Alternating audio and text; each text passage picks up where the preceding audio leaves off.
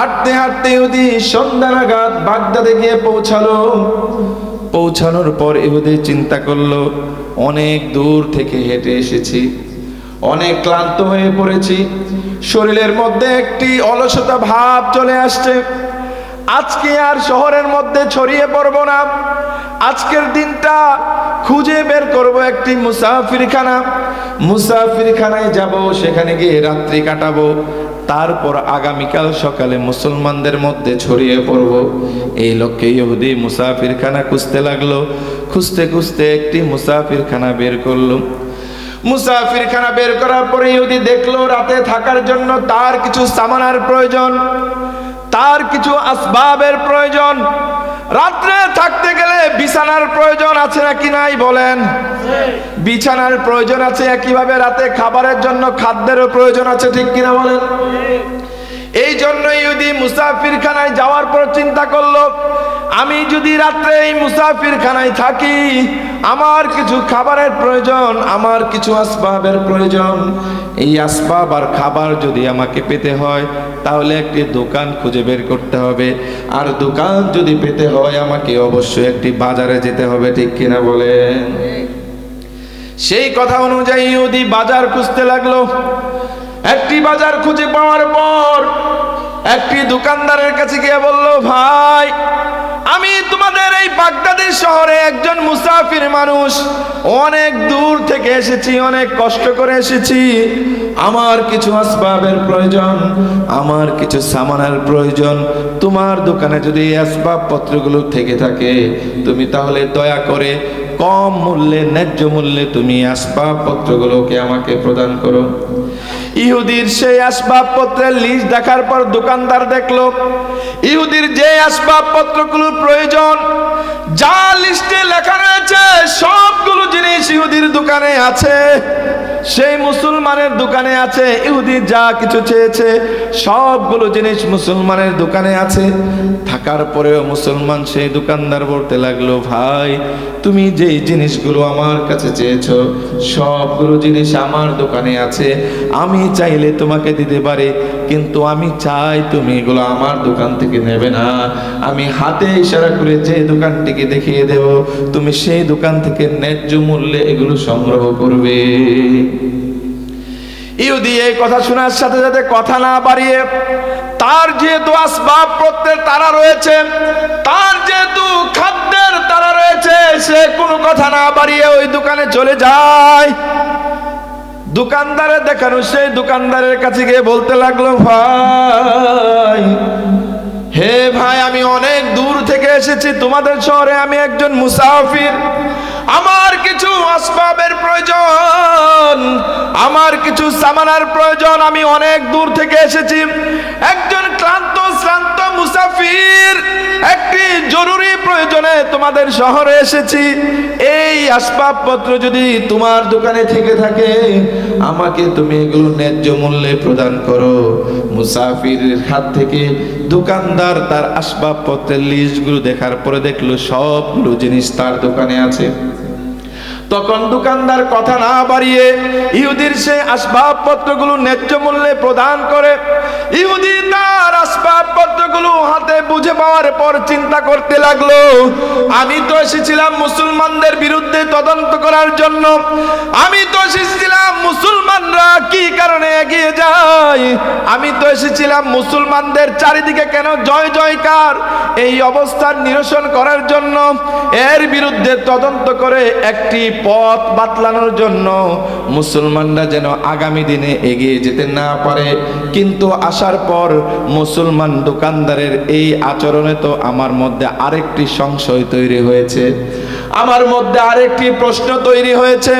আমি যে প্রথমে দোকানদারের কাছে গিয়েছিলাম, তার কাছে সবগুলো আসবাব থাকার পরেও সে আমাকে কেন না দিয়ে অন্য দোকানে পাঠালো, এ নিয়ে আমার মনের মধ্যে একটি প্রশ্ন তৈরি হয়েছে। মুসলমানদের বিরুদ্ধে তদন্ত করার পূর্বে আমার মনের এই প্রশ্নের উত্তর খোঁজা প্রয়োজন, ঠিক কিনা বলেন? স্বাভাবিকভাবে আজকের পৃথিবীতে এক দোকানে আপনি গেলেন, সেই দোকানে আপনার পণ্যগুলো আছে, থাকার পরে আপনাকে কি অন্য দোকানে কেউ পাঠাবে? জোরে বলেন, কথা বলেন না। আর একটু জোরে বলেন, বরঞ্চ প্রতিযোগিতা লেগে যায়, বিভিন্ন অফার দেওয়া হয়, বিভিন্ন মূল্য ছাড় উপহার দেওয়া হয়, কিভাবে অন্য দোকানের কাস্টমার আরেক দোকানে নিয়ে যায়, ঠিক কিনা বলেন? প্রতিযোগিতা চলে, কিভাবে আরেক দোকানের কাস্টমার নিয়ে আসা যায়, ভাগিয়ে নেওয়া যায়। অথচ দেখেন তৎকালীন সময় মুসলমানের দোকানে সব কিছু ছিল, থাকার পরেও সেই মুসাফিরকে আরেক দোকানে পাঠিয়ে দিয়েছে, যে কারণে ইহুদির মনে প্রশ্ন তৈরি হয়েছে, তার দোকানে থাকার পরেও কেন সে অন্য দোকানে পাঠাইছে।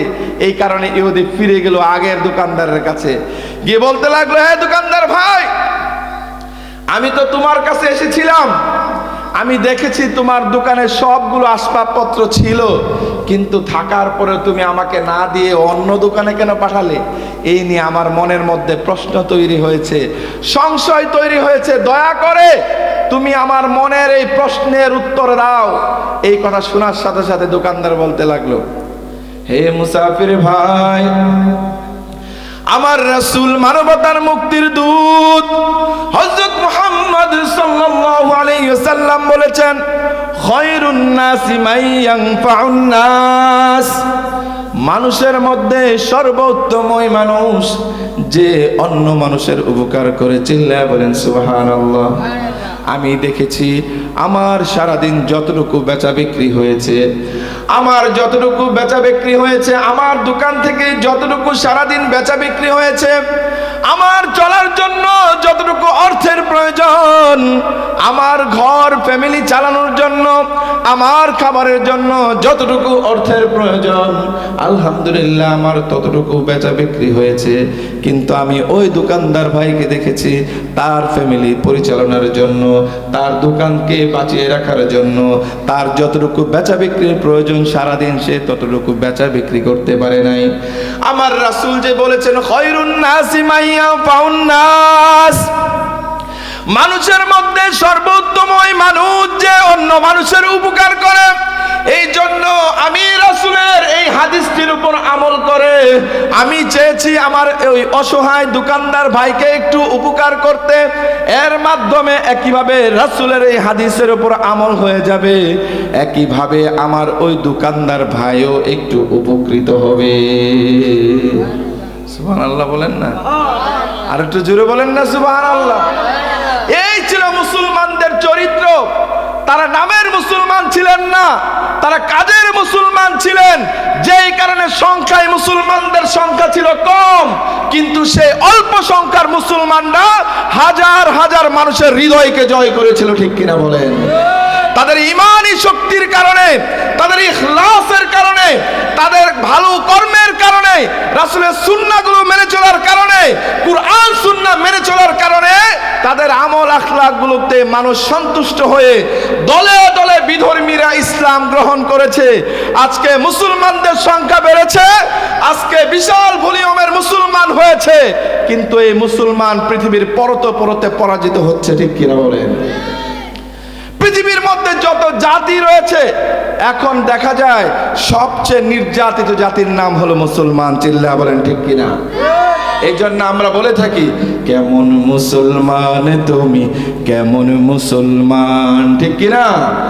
কেমন মুসলমান তুমি, কেমন মুসলমান, নামাজের সাথে নাই পরিচয়, মানো না কুরআন, তুমি কেমন মুসলমান, কেমন মুসলমান তুমি, কেমন মুসলমান। তুমি রমজান এলে রাখো না রোজা, দিনকে করো আঘাত, পয়সা কুড়ির নেই তো অভাব, দাও না তো যাকাত। এরকম মুসলমান আছে নাকি নাই? তাহলে একটু জুড়ে বলেন ঠিক না বেঠিক? তুমি রমজান এলে রাখো না রোজা, দিনকে করো আঘাত, পয়সা করির নেই তো অভাব, দাও না তো যাকাত। তুমি ইমানদারির বড়াই করো, নাই তোমার ঈমান, তুমি কেমন মুসলমান, কেমন মুসলমান তুমি, কেমন মুসলমান, নামাজের সাথে নাই পরিচয়, মানো না কুরআন, তুমি কেমন মুসলমান। তুমি সুদের টাকায় প্রাসাদে গড়ো, ঘুষও ছাড়ো না, দিন দুঃখী না খেয়ে মরে খবর রাখো না। ঠিক না বে ঠিক বলেন? তুমি সুদের টাকায় প্রাসাদ গড়ো, ঘুষও ছাড়ো না, দিন দুঃখী না খেয়ে মরে খবর রাখো না। তুমি ঘুষ খেয়ে অবিচার করো সাজিয়া প্রধান। মুরব্বীরা, এরকম মুসলমান আপনার এলাকায় নাই? মুরব্বী আঙ্কেলরা বলেন না, আছে নাকি নাই? আছে না? মনে হয় কুমিল্লায় নাই এরকম মানুষ। তুমি ঘুষ খেয়ে অবিচার করো সাজিয়া প্রধান। তুমি কেমন মুসলমান, কেমন মুসলমান তুমি? যুবকরা একটু গান না দেখি? একটা সময় দেখা যেত এই মাহফিলগুলো, বিভিন্ন অপসংস্কৃতির আয়োজনগুলো করতে হলো যুবকরা, ঠিক কিনা বলেন? কিন্তু আজকাল আলহামদুলিল্লাহ ট্রেন্ড চেঞ্জ হয়েছে, এখন যুবকরা মাহফিলগুলো করে, ঠিক কিনা বলেন? প্রত্যেকটি এলাকায় যত মাহফিলগুলো হয়, সেই মাহফিলগুলোতে সবচেয়ে বেশি ডোনেশন, সবচেয়ে বেশি কার্যকরী ভূমিকা রাখে যুবকরা, ঠিক কিনা? কথা ঠিক না বে ঠিক? আপনি যদি বাংলাদেশের ইতিহাস দেখেন, এই বাংলাদেশের অগ্রগতি সব কিছুতে, প্রত্যেকটা পরিবর্তনের সবচেয়ে বেশি অবদান ছিল যুবকদের, ঠিক কিনা? 24-এর গণ অভ্যুত্থানেও যুবকরা জীবন দিয়ে, নিজের জীবনকে কুরবান করে এই গণ অভ্যুত্থানকে সফল করেছে। সুতরাং যুবকদের আওয়াজ হবে বিড়ালের মতো নাকি? এখানে তো আওয়াজই দিচ্ছে না। যুবকদের আওয়াজ হবে কার মতো? সিংহের মতো হবে, ঠিক কিনা বলেন? তাহলে একটি গান। তুমি কেমন মুসলমান তুমি, তুমি নবীর উম্মত দাবি করো, সুন্নাহ মানো না, নবীর অপমানে তোমার হৃদয় কাঁদে না। তুমি নবীর উম্মত দাবি করো, সুন্নাহ মানো না, নবীর অপমানে তোমার হৃদয় কাঁদে না। তুমি বিজাতীয় সংস্কৃতিতে সপেছ পরাণ। তুমি কেমন মুসলমান। গান দুইটা একই রকম দেন, হ্যাঁ? কারণ এই পাশে তাকাইলে এটার মধ্যে আমি ভোকাল পাই না, এতে গলার সমস্যা হয়। দুইটা মাইক একরকম রাখেন, একসাথে দেন, তাইলে ভালো হবে। মাইকটা ওইখান থেকে দেন। মুরব্বীরা কথা শুনেন? এখন আবার শোনা যায় না? দুই পাশে একই রকম থাকবে, দুটোই একই রকম রাখেন। হ্যাঁ, একটু ঢিলা দেন। তুমি বিজাতীয় সংস্কৃতিতে সপেছ পরাণ। তুমি কেমন মুসলমান, কেমন মুসলমান তুমি, কেমন মুসলমান তুমি, কেমন মুসলমান? বলেন একটু মারহাবা। আরো জোরে বলেন মারহাবা। আমি আপনাদের সম্মুখে যে বিষয়ে একটু আলোচনা করার জন্য চিন্তা করেছি, সেই বিষয়টির নাম হলো ইখলাস। কি নাম? আর একটু জোরে বলেন। বর্তমান যে পৃথিবী, বর্তমান পৃথিবী হলো ডিজিটাল পৃথিবী। কি পৃথিবী? সব কিছুই আমার ভালো লাগাও প্রকাশ করে ডিজিটাল মাধ্যমে, খারাপ লাগাও প্রকাশ করি কোথায়? ডিজিটাল মাধ্যমে। ভালো কাজ করলেও প্রকাশ করে ডিজিটাল মাধ্যমে, খারাপ কাজ করলেও কোথায় প্রকাশ করি? ডিজিটাল মাধ্যমে। এই ডিজিটালের কারণে অনেক কিছু কিন্তু আমাদের বর্তমান অনেক কিছু সহজ হয়ে গেছে। চিন্তা করে দেখেন, মুরব্বীরা যদি দেখেন, এই যুবকরা বলতে পারবে না, একটা সময় আমাদের এই বাংলাদেশে মোবাইল ফোন ছিল না, ঠিক কিনা বলেন? তখন আমরা বিদেশ থেকে মানুষের সাথে তথ্য আদান প্রদান কিভাবে হতো? চিঠির মাধ্যমে। একটা চিঠি পাঠাইলে বিদেশ থেকে যখন পাঠাইতো, সেই চিঠি আমাদের কাছে আসতে মিনিমাম 15 দিন, 1 মাস 1.5 মাস লেগে যেত, ঠিক কিনা? এবং একইভাবে চিঠির উত্তর পেতেও 1 মাস 1.5 মাস অপেক্ষা করতে হতো। আর কোনোভাবে যদি ভয়েস শুনতাম, মুখের কথা, সেটা তখন ক্যাসেটের মাধ্যমে রেকর্ডিং করে পাঠাইতো, ঠিক কিনা? কিন্তু সেই দিন কি এখন আর আছে? একটা সময় ছিল আমরা অন্ধকারে কপি বাতি জ্বালিয়ে জীবন যাপন করতাম, ঠিক না? এটা কিন্তু মুরব্বীরা দেখেছেন, কিন্তু এই যুবকরা দেখে নাই। তাদেরকে যদি বলা হয় অন্ধকার জীবন, অন্ধকার এলাকা, তারা হয়তো বা কল্পনা করেও পাবে না। কিন্তু আপনি আমি কিন্তু দেখছি, দেখার কারণে বলতে পারবো কারেন্ট যখন ছিল না কেমন অন্ধকার ছিল, ঠিক না? তো সুতরাং বর্তমান সময় হলো ডিজিটাল সময়। তখন মানুষের একটা আবেগ অনুভূতি প্রকাশ করতেও একটা সময় লাগতো, কিন্তু এখন আবেগ অনুভূতি প্রকাশ করতে সময় লাগে না। মন চাইলো, বললেন আমার ভালো লাগতেছে না, লিখে দিলেন কোথায়? ফেসবুকে লিখে দিলেন। না লাগবে না, দিয়েন। ভাই ছোট ভাইরা একটু বসো, যারা দাঁড়াইছেন একটু বসেন। আমি জানি এখানে যারা আছে ম্যাক্সিমাম আমাদের সঙ্গীতের ভক্ত, ঠিক কিনা? আমি সর্বশেষ আপনাদের পছন্দের সঙ্গীতগুলো গাইবো, কিন্তু একটু বসতে হবে। একটু বসবেন, তারপর ইনশাল্লাহ গাইবো। আচ্ছা, বলছিলাম এখন আমাদের আবেগ অনুভূতি আমরা মনে যা চায় সাথে সাথে তা প্রকাশ করে ফেলি। সুতরাং এর মধ্যে ভালো হয়, অনেক সময় মন্দ হয়। যেমন মনে করেন আজকে সকালে একটা হোটেলে আমরা খাইতে গেলাম, লিখে দিলাম অমুক হোটেলে খাইতে আসছি, ঠিক না? কিন্তু আগে চাইলে কি এটা প্রকাশ করা যেত? সুতরাং এই মুহূর্তে এই কাজগুলো যদি আমরা একটু সুন্দরভাবে করতে পারি, প্রত্যেকটা কাজই আমাদের ইবাদত হয়ে যাবে, ঠিক কিনা বলেন? যেমন ধরেন ইখলাস একটি গুরুত্বপূর্ণ কাজ। ইখলাসের বাংলা অর্থ হলো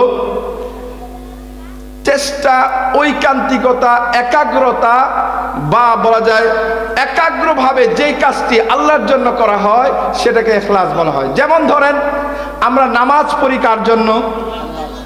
বলেন, নামাজ পড়ি কার জন্য? এই যে আল্লাহর জন্য করি সেটাই হলো ইখলাস।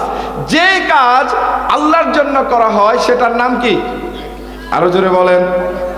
আবার যদি বলি আমরা নামাজ পড়ি কার জন্য, রোজা রাখি কার জন্য, হজ করি কার জন্য, এই সবগুলো হলো ইখলাস। আমি আবার যদি প্রশ্ন করি আমরা মাহফিলে আসছি কার জন্য? আল্লাহর জন্য। চিল্লায়া বলেন ঠিক কিনা? ইখলাসের বিপরীত হলো রিয়া। কি বলা হয়?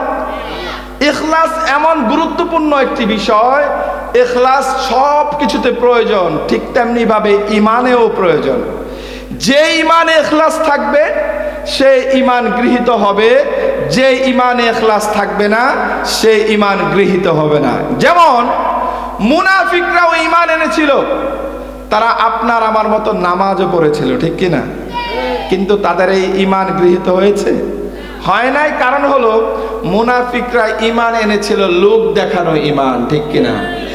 মুনাফিকরা দুনিয়াবী স্বার্থের জন্য ইমান এনেছিল, যে কারণে মুনাফিকদের ইমান গৃহীত হয় নাই। ঠিক তেমনি ভাবে আপনার আমার ইমান কার জন্য?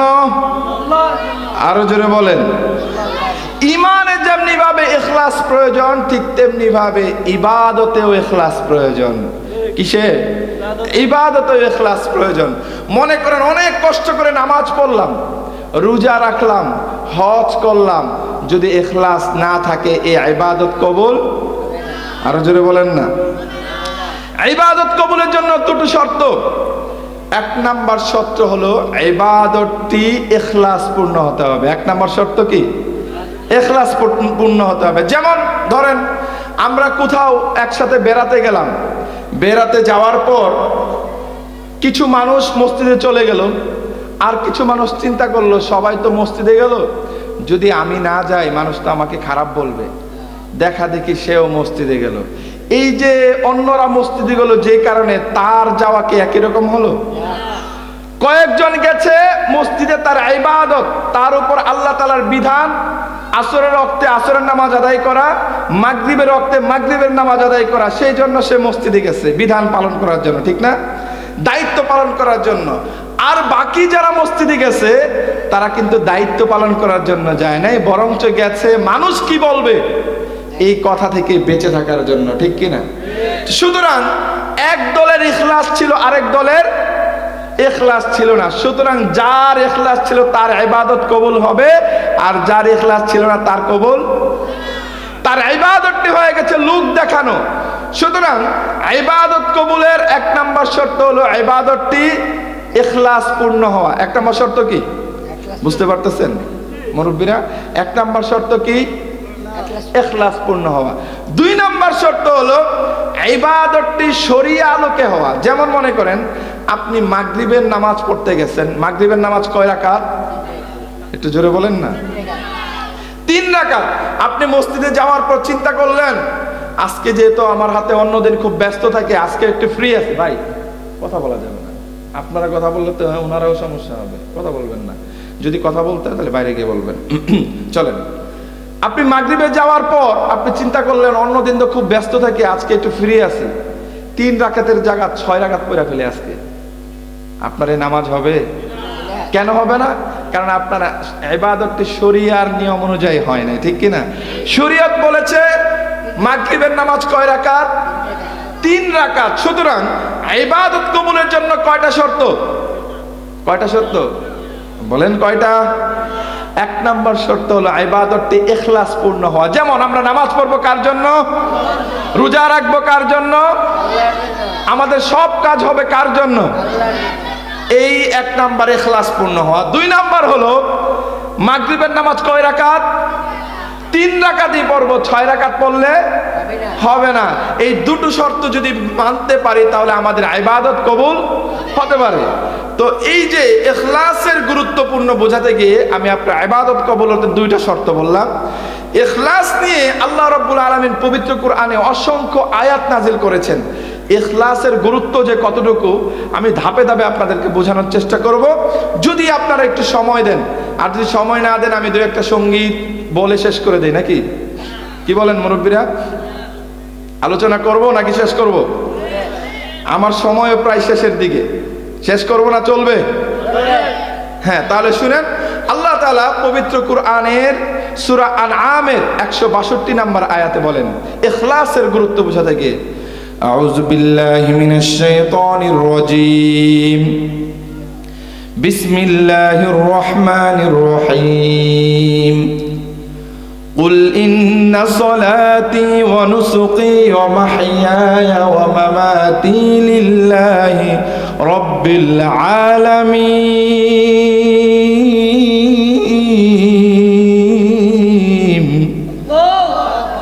আল্লাহ রাব্বুল আলামিন পবিত্র কোরআনের সূরা আনআমের 162 নম্বর আয়াতে বলেন, হে রাসূল, আপনি পৃথিবীর মানুষকে জানিয়ে দিন, মুসলমানদেরকে জানিয়ে দিন, তারা যেন দীপ্ত কণ্ঠে ঘোষণা করে, ইন্না সলাতি আমার নামাজ, ওয়া নুসুকি আমার ইবাদত, ওয়া মাহইয়ায়া আমার জীবন, ওয়া মামাতি আমার মরণ, লিল্লাহি রাব্বিল আলামিন বিশ্বজাহানের প্রতিপালক আল্লাহ রাব্বুল আলামিনের জন্য। মুফাসসিরিনে কেরাম এই আয়াতের ব্যাখ্যা করতে গিয়ে বলেন, আল্লাহ রাব্বুল আলামিন একে জীবন আল্লাহর জন্য বলেছেন কিভাবে? সাধারণত আমরা দেখি আমরা খাই নিজে বেঁচে থাকার জন্য, আমরা কাজ করি অর্থের জন্য, চিল্লায়া বলেন ঠিক কিনা? একইভাবে জমিনে আমরা বাড়ি ঘর বানাই থাকার জন্য। কিভাবে আমাদের জীবনটা আল্লাহর জন্য হয়ে যায়? মুফাসসিরিনে কেরাম ব্যাখ্যা দিতে গিয়ে বলেন, একজন মুসলমানের ঘরে যখন একটা সন্তান জন্মগ্রহণ করে, একজন মুসলমানের ঘরে যখন একজন সন্তান জন্মগ্রহণ করে, মুসলমান পিতার দায়িত্ব হয়ে যায় এই সন্তান জন্মের পরে প্রথমে তার ডান কানে আজান দেওয়া, বাম কানে একামত দেওয়া, তারপর তার একটি চমৎকার নাম নির্বাচন করা। চিল্লায়া বলেন ঠিক কিনা? মুসলমান পিতার দায়িত্ব এগুলো হয়ে যায়। তারপর সন্তান যখন আস্তে আস্তে কথাবার্তা শিখে, সন্তানের উপর যখন দায়িত্ব চলে আসে, সন্তান যখন কথাবার্তা শিখতে থাকে, তখন পিতার উপর দায়িত্ব চলে আসে সন্তানকে প্রথমে কুরআন শিক্ষা দেওয়া। চিল্লায়া বলেন ঠিক কিনা? তাকে তার উপর দায়িত্ব চলে আসে তাকে কে সৃষ্টি করেছেন তার পরিচয় সন্তানকে জানিয়ে দেওয়া। পিতার উপর দায়িত্ব চলে আসে সন্তান যখন আস্তে আস্তে কথা বলতে শিখে, ইসলামের বেসিক শিক্ষাগুলো তাকে দেওয়া। নামাজ কিভাবে পড়তে হবে, জীবনকে কিভাবে সাজাতে হবে, রাসূলের সুন্নাহগুলো শিক্ষা দেওয়া, তার জীবনকে পরিচালনার জন্য যা যা প্রয়োজন প্রথমে সেই সন্তানকে সেগুলো শিক্ষা দেওয়া। এই সন্তান জনের জীবনের শুরুতে ইসলামের বেসিক নলেজগুলো শিখতে পারে, বেসিক শিক্ষাগুলো শিখতে পারে, তাহলে পরবর্তীতে দেখা যায় এই সন্তান যদি পুলিশ হয়, এই সন্তান যদি ব্যবসায়ী হয়, এই সন্তান যদি ইঞ্জিনিয়ার হয়, এই সন্তান যদি আরো কোনো প্রফেশনে যায়, তাহলে দেখা যায় সে কখনো মানুষের বিরুদ্ধে দাঁড়ায় না। চিল্লায়া বলেন ঠিক কিনা? একজন মুসলমানের সন্তানের যদি তার মনে আল্লাহর ভয় থাকে, তার মনে কোরআনের শিক্ষা থাকে, সে যদি জানে কোনটা হালাল কোনটা হারাম, এই শিক্ষা যদি সে জীবনে শিখে যায়, পরবর্তী জীবনে সে যদি পুলিশও হয়, সে মানুষের বুকে গুলি চালাতে বাধ্য হবে না, ঠিক কিনা বলেন?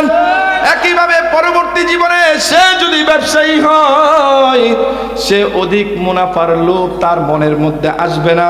পরবর্তী জীবনে সে যদি ইঞ্জিনিয়ার হয়, কোরআনের শিক্ষা তার মধ্যে যদি থাকে, সুন্নাহর শিক্ষা তার মধ্যে যদি থাকে, হালাল হারামের শিক্ষা যদি তার মধ্যে থাকে, তাহলে সে ইঞ্জিনিয়ার হলেও রডের বদলে বাঁশ কখনো ব্যবহার করবে না, চিল্লায়া বলেন ঠিক কিনা? এইভাবে দেখা যায় হারাম কাজের মধ্যে সে সম্পৃক্ত হবে না। এগুলো জানার পরেও কোনোভাবে যদি সে কোনো হারাম কাজের মধ্যে সম্পৃক্ত হয়ে যায়, তার মধ্যে একটা ভয় তৈরি হবে, তার মধ্যে একটা অনুশোচনা তৈরি হবে। কি অনুশোচনা? সে চিন্তা করবে, আমি তো ভুল করে ফেললাম, আমি তো হারাম কাজের সাথে সম্পৃক্ত হয়ে ফেললাম। কাল কিয়ামতের ময়দানে আল্লাহ রাব্বুল আলামিন যখন বিচারের কাঠগড়ায় আমি দাঁড়াবো, আমি তার সামনে কি উত্তর দেব, আমি তার সামনে আমি কি জবাব দেব, এই ভয় তার মধ্যে চলে আসে। একবার কোনো কারণে যদি সে ভুল করে ফেলে, দ্বিতীয়বার সে তওবা করে ফেলে, চিন্তা বলেন ঠিক কিনা? তার মধ্যে হালাল হারামের ভয় যদি থাকে, হালাল হারামের শিক্ষা যদি থাকে, রাসূলের শিক্ষা যদি থাকে, রাসূলের সুন্নাহ শিক্ষা যদি থাকে, এইভাবে সে জীবনটাকে পরিবর্তন করে ফেলে। দেখা যায় সে যুবক যদি হয়ে যায়, সে যুবক হওয়ার পর সুন্নাহ অনুযায়ী নিজের জীবনকে সাজিয়ে ফেলে, রাস্তা দিয়ে হাঁটে সুন্নাহ অনুযায়ী, খাবার খায় সুন্নাহ অনুযায়ী, তার পারিবারিক জীবনকে সুন্নাহ অনুযায়ী সাজিয়ে ফেলে, তার রাষ্ট্রীয় জীবনকে ইসলামকে কিভাবে প্রতিষ্ঠিত